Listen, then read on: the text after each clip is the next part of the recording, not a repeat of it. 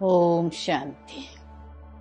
ഇന്ന് ആദരണീയ ദീദി മൻമോഹിനിജിയുടെ സ്മൃതി ദിനമാണല്ലോ. സ്മൃതി എന്ന് പറയുമ്പോൾ ഓർമ്മകളാണ്. ദീദിജിയുടെ വിശേഷതകളും ഭാവയുള്ള സ്നേഹവും ബഹുമാനവും ചെയ്തിട്ടുള്ള സേവനങ്ങളും എല്ലാം ഓരോ യജ്ഞവത്സരുടെയും ഓർമ്മകളിലേക്ക് ഓടിയെത്തുകയാണ്. ദീദിജി വളരെ പ്രശസ്തമായിട്ടുള്ള ഒരു ധനാഢ്യ സിന്ധി കുടുംബത്തിലാണ് ജനിച്ചത്. ലൗകികത്തിലെ പേര് ഗോപി എന്നായിരുന്നു. ഒരു സത്യമായ ഗോപികയായി തീരണം എന്നായിരുന്നു കുട്ടിക്കാലം മുതലേയുള്ള ആഗ്രഹം. ആഗ്രഹത്തിനനുസരിച്ച് ശ്രീകൃഷ്ണന്റെ സത്യമായ ഗോപികയായി തീർന്നു. ബ്രഹ്മബാബയിൽ ശ്രീകൃഷ്ണന്റെ അനുഭവം ചെയ്തിരുന്നു.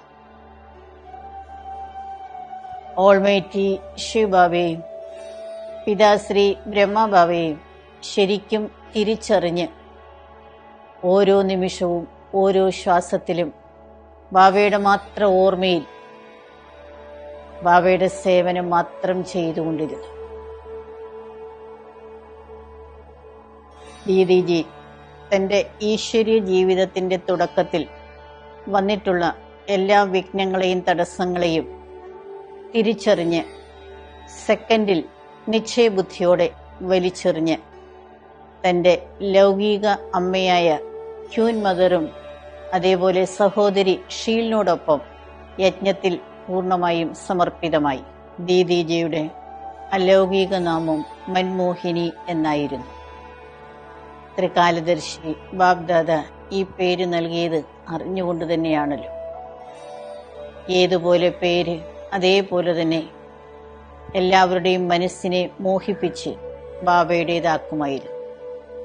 വിഭജനത്തിന് ശേഷം ഈശ്വരീയ സേവനം ആരംഭിച്ചപ്പോൾ 1952 ദീദിജി തന്റെ യോഗത്തിന്റെയും തപസ്സിന്റെയും ശക്തിയിലൂടെ ഡൽഹി, അലഹബാദ് എന്നീ സ്ഥലങ്ങളിൽ സേവാ കേന്ദ്രങ്ങൾ തുറക്കുന്നതിന് നിമിത്തമായി. 1965 ജഗദംബ മമ്മ അവ്യക്തമായപ്പോൾ ദീദിജി വീണ്ടും മധുബനിൽ ബാബയോടൊപ്പം യജ്ഞത്തിന്റെ കാര്യത്തിൽ സഹയോഗിയായി. 1969 ബ്രഹ്മബാബ അവ്യക്തമായപ്പോൾ ദാദി പ്രകാശ് മണിജിയും ദീദി മൻമോഹിനിജിയും ജോഡിയായി നിന്നുകൊണ്ട് യജ്ഞത്തിന്റെ പൂർണ്ണ ഉത്തരവാദിത്വം ഏറ്റെടുത്ത് മാത്പിതാവിന് സമാനം ദേശവിദേശങ്ങളിലെ എല്ലാ ബ്രാഹ്മണ പരിവാരത്തെയും സ്നേഹത്തിന്റെ നൂലിൽ ഏകോപിപ്പിച്ച് നിസ്വാർത്ഥമായി സേവനം ചെയ്തു. അതിന്റെ പരിണിത ഫലമാണ് നമ്മൾ ഇന്ന് കാണുന്ന വിശ്വം മുഴുവൻ വ്യാപിച്ച് പന്തലിച്ചു നിൽക്കുന്ന ഈ ഈശ്വരീയ പൂന്തോട്ടം. പരസ്പരം അഭിപ്രായങ്ങൾക്ക് വില കൊടുത്ത് അംഗീകരിച്ചുകൊണ്ട് രണ്ടുപേരും ഏകതയോടെ സേവനം ചെയ്ത് യജ്ഞത്തെ നിർവിഘ്നമാക്കി. ദാദിജിയെയും ദീദിജിയെയും കുറിച്ച് അന്ന് എല്ലാവരും അഭിപ്രായം പറഞ്ഞിരുന്നത് ഇങ്ങനെയാണ്: ശരീരം രണ്ടാണെങ്കിലും ഒരാത്മാവ് എന്നാണ്. ദീദിജിയിൽ നല്ല കൺട്രോളിംഗ് പവർ ഉണ്ടായിരുന്നു. നല്ലൊരു ടീച്ചറുമായിരുന്നു. അതേപോലെ അക്യുറസിയും അലേർട്ടുമായിരുന്നു ദീദിജി എപ്പോഴും. അതേപോലെ തന്നെ ഒരു അനുസരണയുള്ള വിദ്യാർത്ഥിയും അവസാനം വരെ ആയിരുന്നു. മുരളി പഠിക്കുകയും അതിൽ നിന്ന് ചോദ്യോത്തരങ്ങൾ ഉണ്ടാക്കി എല്ലാവർക്കും പറഞ്ഞു മനസ്സിലാക്കി കൊടുക്കുന്നതിൽ അതീവ താല്പര്യം കാണിച്ചിരുന്നു. എപ്പോഴും ബാബയുടെ മഹാവാക്യമായ അബ് ഘർ ജാനാ ഹെ, വീട്ടിലേക്ക് പോകണമെന്നുള്ള ശബ്ദം ഓർക്കുകയും ബാക്കിയുള്ളവരെ ഓർമ്മിപ്പിക്കുകയും ചെയ്യുമായിരുന്നു. ദീദിജിയിൽ നിന്നും എല്ലാവർക്കും ദീദിജി എന്റേതാണ് എന്നുള്ള ഒരനുഭവം ഉണ്ടാകുമായിരുന്നു. ദീദിജിയിൽ നിന്നും ദൃഷ്ടിയെടുക്കുന്നതിനും വളരെ അടുത്ത് കാണുന്നതിനുള്ള അനുഭവം ഈ ആത്മാവിനും ഉണ്ടായിരുന്നു. ഒരു പ്രാവശ്യം, വർഷം ഏതാണെന്ന് എനിക്ക് ഓർമ്മയില്ല, റോസി ബേഞ്ചിയുടെ ലൗകിക അച്ഛൻ ദേഹം ത്യാഗം ചെയ്ത ദിവസമാണ്. അദ്ദേഹത്തെ ഞാൻ അന്ന് രാവിലെ കാണുകയും സംസാരിക്കുകയും ചെയ്തിരുന്നു.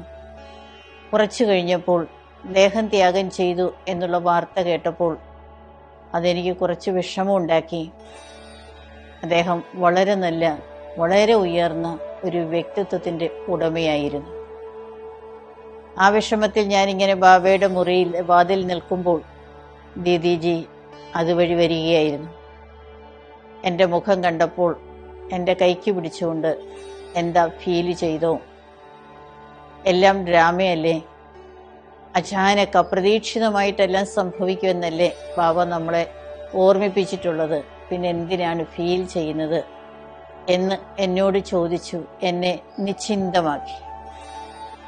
ദീദിജിയുടെ ആ ശബ്ദവും അതേപോലെ തന്നിട്ടുള്ള ദൃഷ്ടിയും ഇന്നും എനിക്കൊരു ഊർജം തന്നെയാണ്.